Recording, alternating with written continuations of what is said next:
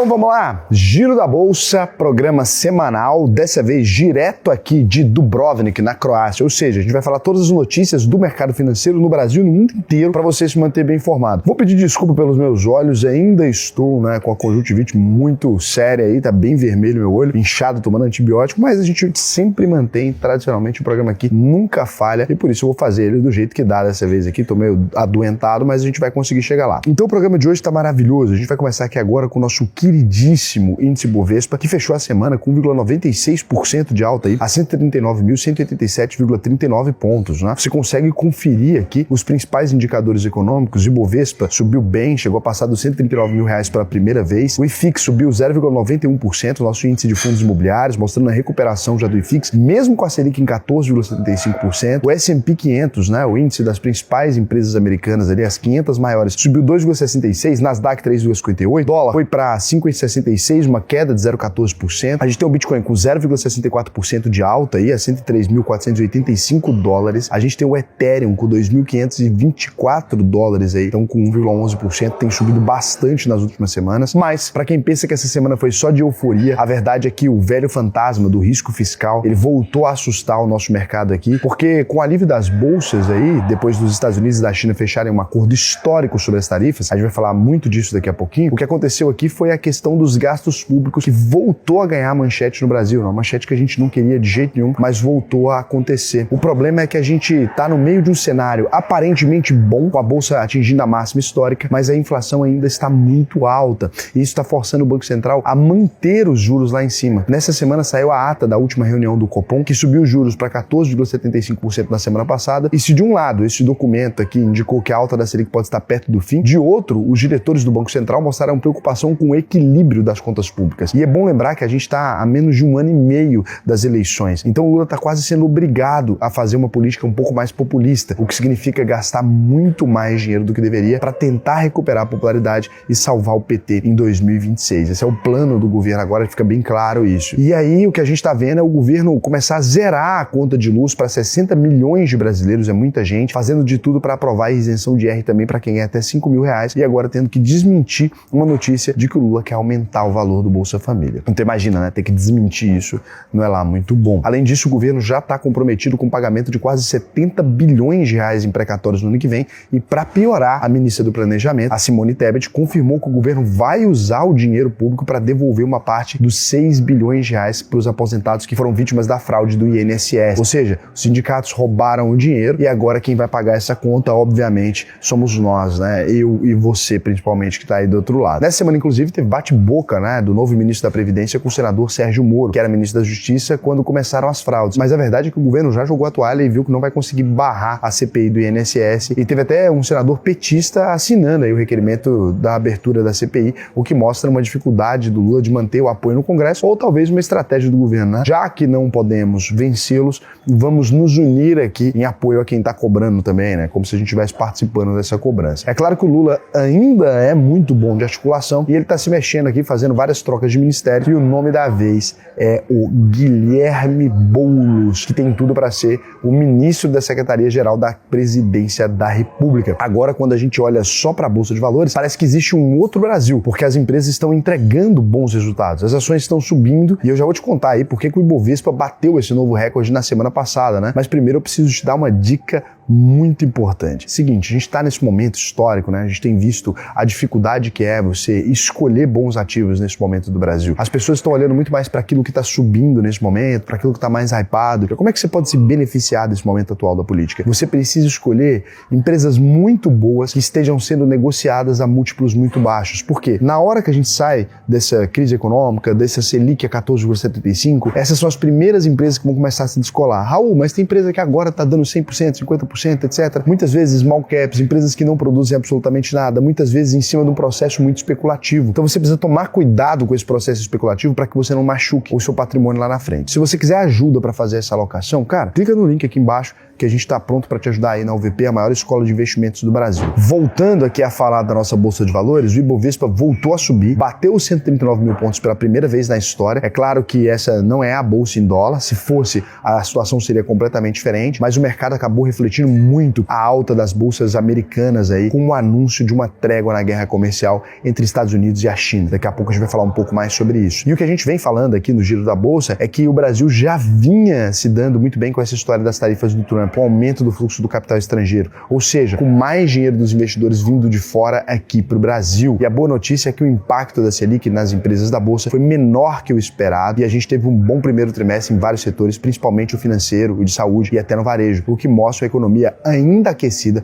apesar dos juros mais altos. Os indicadores econômicos também estão mostrando isso aí, com as vendas do varejo subindo no maior patamar da série histórica e o volume de serviços crescendo pelo segundo mês seguido em março. E aqui a gente vem pro detalhe, né? O que a gente tem? Os países que estão chamando mais a atenção dos estrangeiros nesse momento, obviamente o México acabou de cortar de 9 para 8,5 a taxa de juros, e quando a gente olha para o Brasil, a gente está com a Selic de quase 15%. Muita gente procurando aqui investir no Brasil para ganhar dinheiro nessa renda fixa, né? Ao mesmo tempo que você conseguia comprar ações muito baratas, porque os juros altos estavam fazendo o Ibovespa cair. E é nessa hora que os investidores institucionais, eles aproveitam para comprar boas ações com desconto. Eu tô aqui, por exemplo, num evento dos maiores ali do BTG Pactual, maiores institucionais, né? Quando a gente vai falar de consultorias de investimento, assessorias de investimento, os caras gigantes mesmo, até gestoras também, a galera tem asset aqui, ou seja, cuida de fundo. A gente estava no evento, todo mundo aqui trocando ideia, na Croácia a gente passou uns 4 dias juntos, reunidos aqui, numa premiação, inclusive a UVP ficou em primeiro lugar. O que acontece? Todo mundo tava falando, cara, sobre as oportunidades incríveis que você consegue encontrar no Brasil nesse momento. Então assim, todo mundo tá falando, cara, que isso, né? Eu nunca pensei que fosse ver esses múltiplos de novo. Teve gente me contando como é que foi lá em 2008, né, no período do subprime aqui, e que essas oportunidades não eram vistas há muito tempo. Então tudo isso acabou formando aí a tempestade perfeita para o Brasil, ainda mais agora que todas as previsões estão apontando aí pro fim do ciclo de alta da Selic. E aí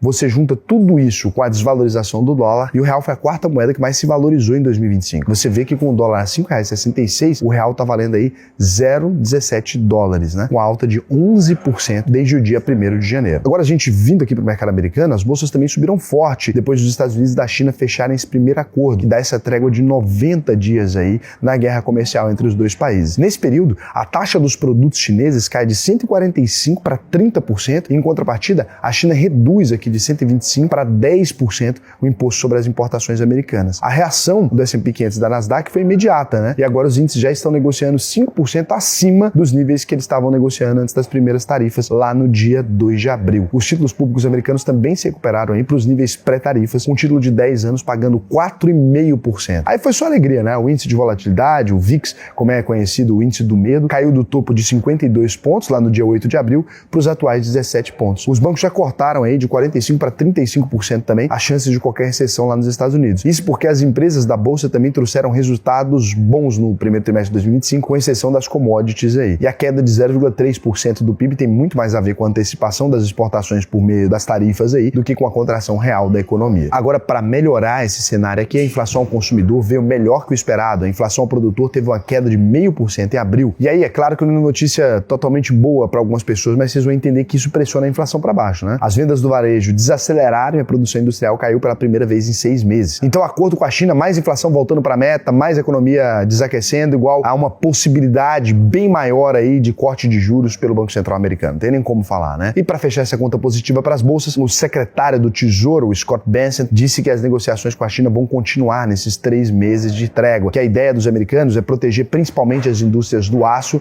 de semicondutores e farmacêuticas, inclusive com a possibilidade de trocar os impostos por barreiras não tarifárias. O Trump, inclusive, deu uma bronca no Tim Cook por ele ter corrido para a Índia por causa das tarifas e disse que a produção dos iPhones tem que ser feita toda nos Estados Unidos. O Trump também aproveitou o bom momento para fazer uma turnê no Oriente Médio e fechou um acordo para a Arábia Saudita investir 600 bilhões de dólares no mercado americano, em áreas como inteligência artificial, defesa e energia. Estão tentando todo mundo aí entrar na inteligência artificial, né? A Arábia Saudita não vai ter como fazer esse investimento sozinha, tá escolhendo parceiro. Agora, com a China fazendo tudo open source, não sei, é uma chance boa de perder dinheiro. E quem também se deu bem nessa semana foi o petróleo, que voltou a subir nesse novo cenário de descompressão do risco nos mercados aqui, e o Bitcoin que parou de cair e se manteve acima dos 103 mil pontos, mostrando cada vez mais uma correlação com a bolsa americana, né? Para quem dizia que ele era descorrelacionado. Tudo aquilo que estão dizendo que vai acabar, tudo aquilo que estão dizendo que é a catástrofe, significa momento de entrada. Se você quiser aprender a aproveitar esse momento da melhor forma possível, abre aí agora alvp.com.br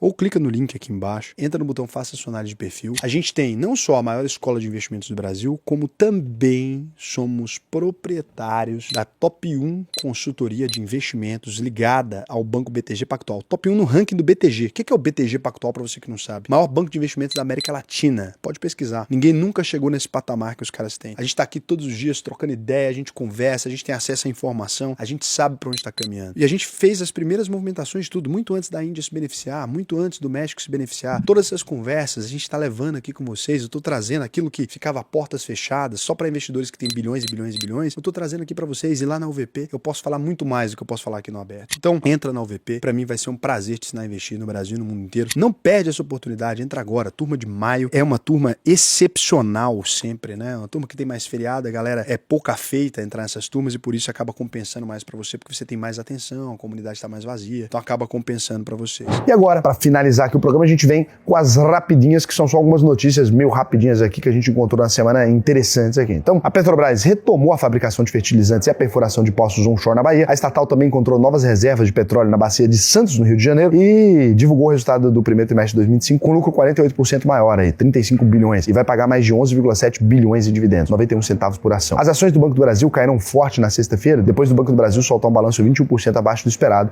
com lucro de 7,4 bilhões no primeiro trimestre. Já o Nubank trouxe um resultado melhor, com lucro saltando 74% para 557 milhões de dólares entre janeiro e março. O lucro de empresa é grande já, né? 0,57% de alta na No Holding a 13 dólares e 5 cents. O Banco do Brasil caiu 11,91% nessa semana a R$ 25,67, mas a gente vai ter que fazer um vídeo dedicado só a isso, para explicar isso aqui, que pode ser uma oportunidade. Então se inscreve aí se você quiser receber esse vídeo, que eu vou fazer ele nessa semana aí, assim que eu voltar para o Brasil, porque aqui, né, nesse caos não faz sentido. Depois de comprar 50% da BRF em 2023, a Marfrig deu um passo além, anunciou a fusão com a antiga rival, criando a mega empresa de alimentos com mais de 50 bilhões de reais em valor de mercado e uma receita anual de 152 bilhões de reais. A Marfrig fechou o primeiro trimestre com lucro de 88 milhões e as notícias fizeram as ações saltarem 21% na bolsa. Cara, que loucura, né? Essa ideia. Se o CAD permitir isso aqui, é loucura, né? Doideira, porque as duas maiores empresas vai formar o maior conglomerado de proteína do planeta Terra. O Uber e o iFood anunciaram também uma parceria que permite aos usuários o compartilhamento dos serviços nas duas plataformas. Vai dar para pedir comida pelo Uber e pedir um Uber pelo iFood. Já a dona do ChatGPT, a OpenAI, está negociando a revisão do acordo com a Microsoft para viabilizar o IPO na Bolsa de Valores. A Microsoft é a maior parceira estratégica da OpenAI, depois de investir 13 bilhões de dólares na empresa em 2023. E o Lula, depois de participar das comemorações aí dos 80 anos da vitória soviética na Segunda Guerra Mundial, deixou a Rússia e visitou a China, onde assinou 36 acordos com o governo chinês nas áreas de tecnologia, energia, agronegócio, incluindo a previsão do aumento das exportações do etanol. Mas o que acabou entrando em destaque na semana foi que durante essa reunião, dizem, né, ninguém sabe quem disse ainda, e a Janja chegou a perguntar para o Xi Jinping, chegou a questionar o Xi Jinping, falando que o TikTok aqui no Brasil ele atende à extrema direita, e falou que tinha que melhorar esse sistema lá, numa reunião onde o TikTok anunciou que vai trazer os data centers aqui pro Brasil. Doideira, né? A Janja às vezes ela é meio doidona. O Senado aí até tentou fazer uma CPI das bets dos influenciadores aí, mas as sessões viraram meme depois de um influenciador acabar ganhando dinheiro ao vivo no jogo do Tigrinho, e o senador Cleitinho Azevedo do Republicanos pediu uma selfie pra Virgínia pra mandar pra filha e pra esposa dele. Esse cara é um palhaço, né? Porra, tá no meio de uma CPI, investigando uma pessoa, fazendo perguntas e tal, e pede uma selfie no meio da reunião. Podia ter algum nível de respeito ao nosso país, às vezes, assim. Eu fico me perguntando se é eu que sou louco ou se as pessoas simplesmente perderam a noção. Cara, nenhum problema, né? Se é fã da pessoa, espera sair do plenário, sai ali do lado de fora, pô, tirar foto com a Virgínia. Que coisa desagradável, cara. É um processo de investigação, o Cleitinho, irmão. Você tá ali num processo muito importante, você representa o Brasil, né? Mas também o que você pode dizer de um país que faz a CPI das bets ao mesmo tempo que toca uma bet, né? Que é a Caixa Econômica Federal. Sei lá, o Brasil, cara, se cercar vira hospício, se polona vira circo.